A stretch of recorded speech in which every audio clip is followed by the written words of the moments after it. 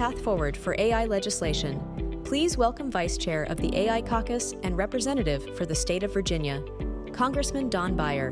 The Messenger's technology reporter, Ben Powers, is back to lead this discussion.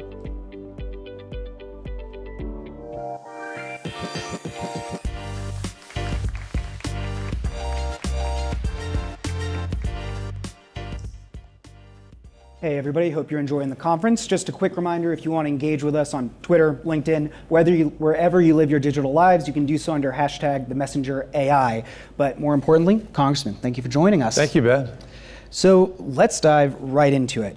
In terms of AI legislation, what do you want to see passed, maybe in the next 6 months? What are your priorities? And what's your wish list in terms of AI legislation? Well, in the short run, I think early on the House AI Caucus had agreed that we should try to find some incremental basic pieces of legislation, things that we could build on, things we wouldn't need to reverse a year from now or 5 years from now. So off the top of my head, one of the most important things we have is the Create AI Act, which we've done. All four chairs and co-chairs of the AI Caucus are co-sponsoring it, so it's 2 Dems, 2 Republicans. It's nice to actually work on the Hill on something that's pretty bipartisan. Including Jay Obernolte, who was here Exactly, he mentioned the CREATE Act as well. It's a popular one. It's a very good thing, which we're really excited about. And that's more about creating for the first time a national AI research resource through NIST, but larger than that. It reflects some of what's in the executive order. And it's the notion of, well, the simplest way for me to understand it is the GPT-4 scrubbed the internet of 6 trillion words. Right, but we know that 2 trillion of those 6 trillion words were wrong, right? Either they were evil or just factually incorrect. So the notion is, if we're going to be using data sets, huge data sets, to create models, let's make sure that the data sets are relatively curated, so that they're trustworthy, that people can understand what's in them. So it's the notion of using the federal government and its resources, including the National Science Foundation, to create really big databases that the researchers, the academicians, the professors, et cetera, the technologists can use. Another one is, we had a lunch last week with Elizabeth Kelly, who I guess was one of the principal authors of the executive order, is looking at the things in the executive order, which I am very proud of and impressed by. All 127 pages if you print it out. That should be turned into legislation. One of the things we've been working on for a couple of months that's actually in the executive order is mandating that federal government agencies, Department of Defense, Interior, Commerce, et cetera, when they contract with the private sector, and AI is part of that, is that insisting that the private sector, number one, obeys the NIST framework, which right now is the gold standard for what should be happening. And number two, that we ask, and the NIST framework is aspirational. It says you should do this, you should do that. We would like to see this. Is actually be prescriptive for what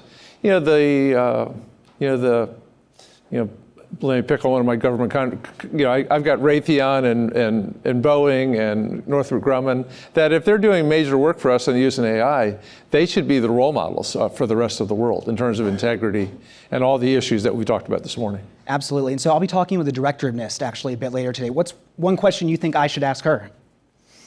How she does it with 2 people. That's the scary part, is you have this thing that we know is going to change all of our lives and the lives of generations to come. And I think there's literally 2 or 2.5 people at NIST right now that are responsible for this. So I think another major priority we should do, and I hope in a bipartisan way, at a time when we're slashing budgets, is put a lot more money into that particular unit at NIST. I think there's a pretty good chance that might come up. Yep. Okay, good, yeah. And so, thinking about legislation moving forward, you talked about Raytheon be a best practice in terms of engaging with AI, who's working with the government, how they can do it. There's a lack of transparency around a lot of private large language models, thinking OpenAI, Anthropic, others. Is there anything that Congress can do to help address that and kind of raise the black box? Interesting you'd ask me that, because a bill we're about to drop is specifically on the foundational models.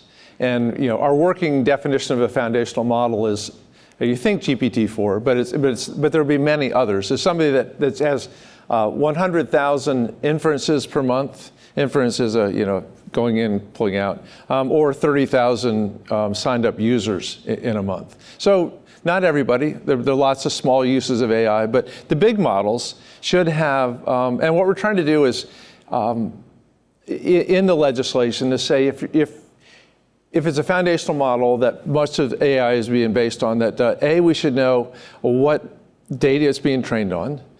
B, what we should know, what are the securities in terms of privacy of information, the people looking into it.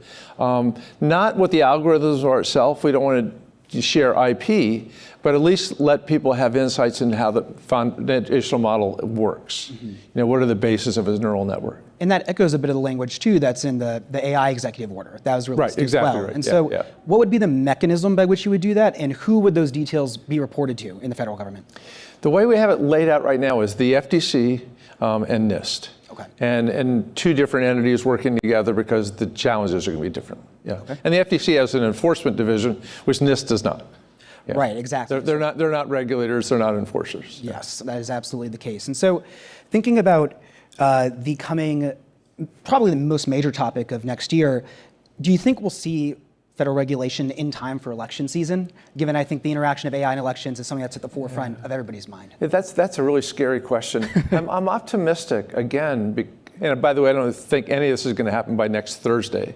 That's fair. When we're gone. We all need sleep. Yeah. And we have other things to do.